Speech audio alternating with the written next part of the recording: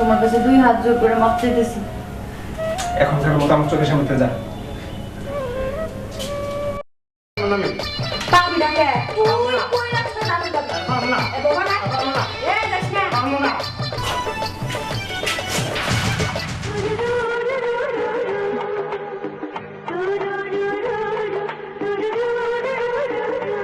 আগে থেকে যদি জানতাম আমি বাড়ির কান্না দেওয়ার সুযোগ দিতাম তোমার এটাই জানতাম।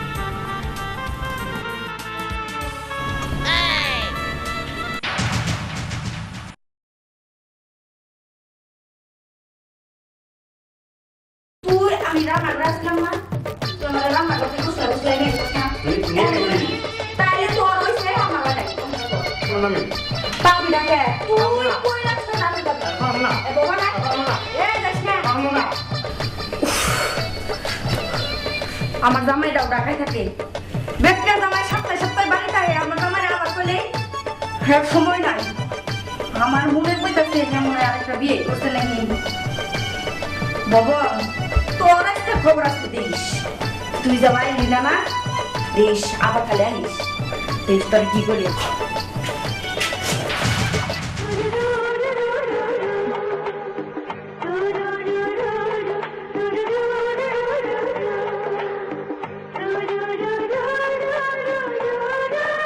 আরে ভাবি আরে দেবসি তুমি হুট করে আমাদের বাড়িতে একটা ফোন দিবা না আপনি এত তাড়াহুড়ো করে যেতেছেন। আরে একটু ওর রুমে যাইতেছি এই যে বৃষ্টি নিয়ে এসে আপনার মিষ্টি নেই স্যার আচ্ছা ঠিক আছে চলে আসো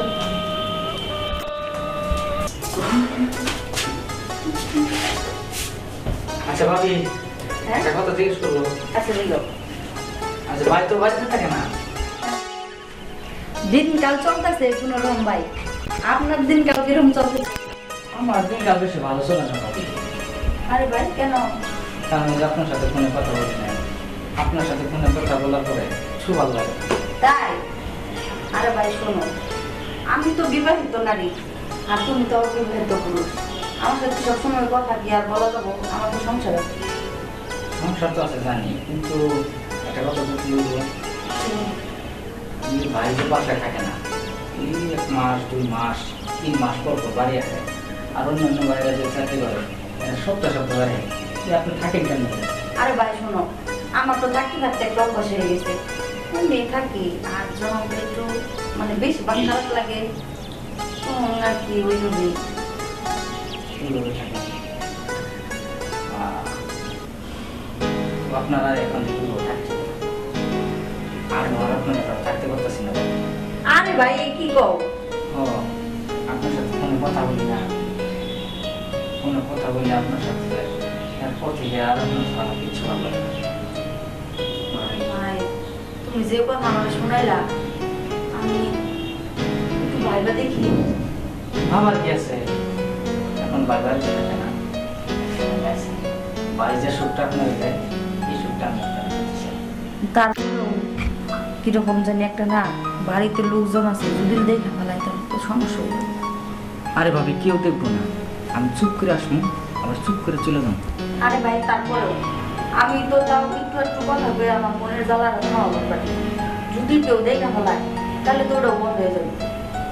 ভাবি আপনি তো ফোনের কথা পেয়ে মনে হল আমি খান, কিন্তু আমি তো আপনি যেতে পারি না, আমার এখন আপনারই লাগবে। ভাবি রাজি হন। আরে ভাই আমার যেন কেউ বন্ধ ভয় করতেছে আরে কোনো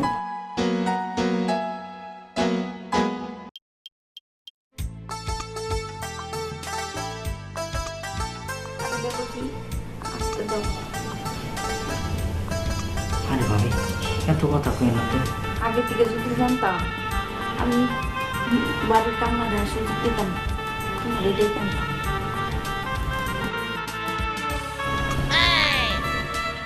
আমার মতো কাজ করতে নেই, খুব মজা করতেছি।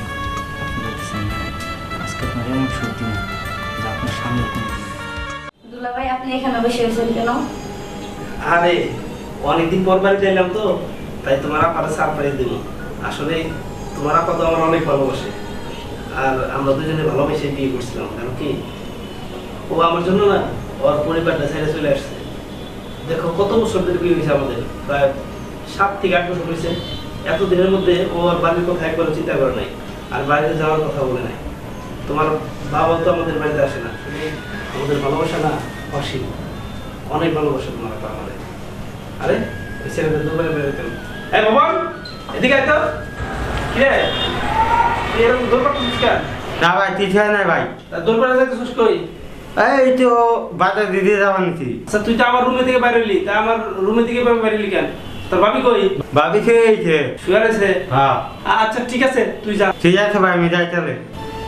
জানো শালিকা, তোমার বোন না আমার আসলে অনেক ভালোবাসে। আমি ওর ভালোবাসার মূল্য কোনোভাবেই শোধ করতে পারবো না। দেখো সবার স্বামী প্রতি সপ্তাহে সপ্তাহে বাড়িতে আসে, আর আমি এমন একটা চাকরি করি ওখানকার সুপারভাইজার, আমি আসলে পুরো কোম্পানিটা বন্ধ হয়ে থাকি, যার জন্য আমার মাসে বছরে একবার বাড়িতে আসতে হয়। কোনো কোনো বছর হয়তো 2 বার আসতে পারি, কিন্তু তারপরে ছুটি পাই না। সম্পূর্ণ দায়িত্ব আমার উপর বসাই দিয়েছে কোম্পানি।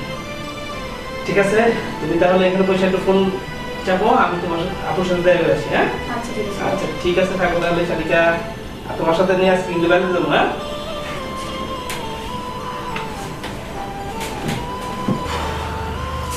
আরে আর তুমি? তুমি না, হ্যাঁ তুমি আমার এই ফটোটার সাথে এখানে কি করতেছো এগুলা? তোমার আমি ভালোবাসা বিয়ে করছিলাম, আমি ভাবছিলাম শুনুন আমার অনেক ভালোবাসা। সেই মাত্র আমি তোমার বোনের সাথে কত টাকা কথা বলে এলাম, আমার বউ আমার অনেক ভালোবাসে। তুমি এদিকে আইসা তুমি শোনো, আমি তোমার পাঞ্জাবি মাপ চাই। ভালো করে মাপটা হতে দেবো না, আমাদের মনে একবারই ভাঙা যায়, বারবার না। আর তুমি আমারে আমার মন গরম করে ভালোবাসছিল, ভালোবাসার প্রতি তুমি এইভাবে যে আমার দিলা, যা আসলে আমি কল্পনা করতে পারি। আসলে আমি তোমার একদম সারপ্রাইজ দিচ্ছি।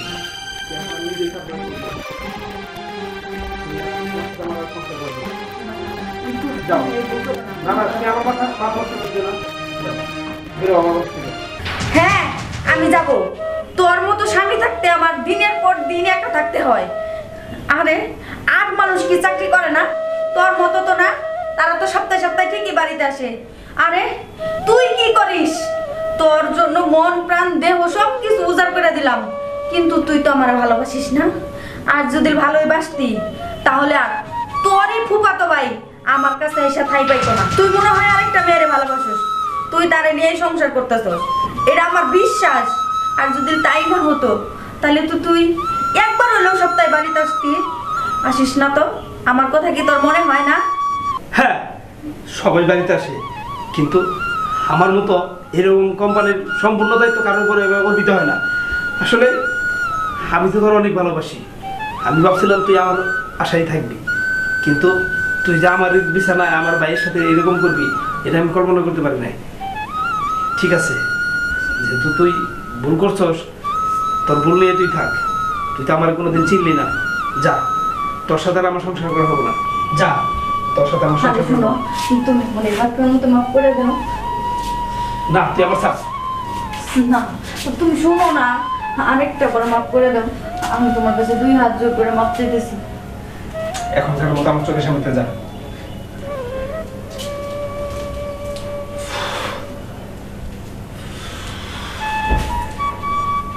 কি করবো, মাফ করে দিব না মাফ করে দিব? আসলে ভুলটা কার? ভুলটা কি আমারই? আমি যদি সপ্তাহে সপ্তাহে বাড়িতে আসতাম তাহলে হয়তো ওইভাবে কারোর সাথে সম্পর্ক চলে যেত না। যাই হোক, আমার এখন থেকে প্রতি সপ্তাহে সপ্তাহে বাড়িতে আসতে হবে, আর ওগুলো ক্ষমা করে দিয়া তার একটা সুযোগ দিয়েই যায়। দেখি তারপর যদি ওইরকম থাকে তারপর হলে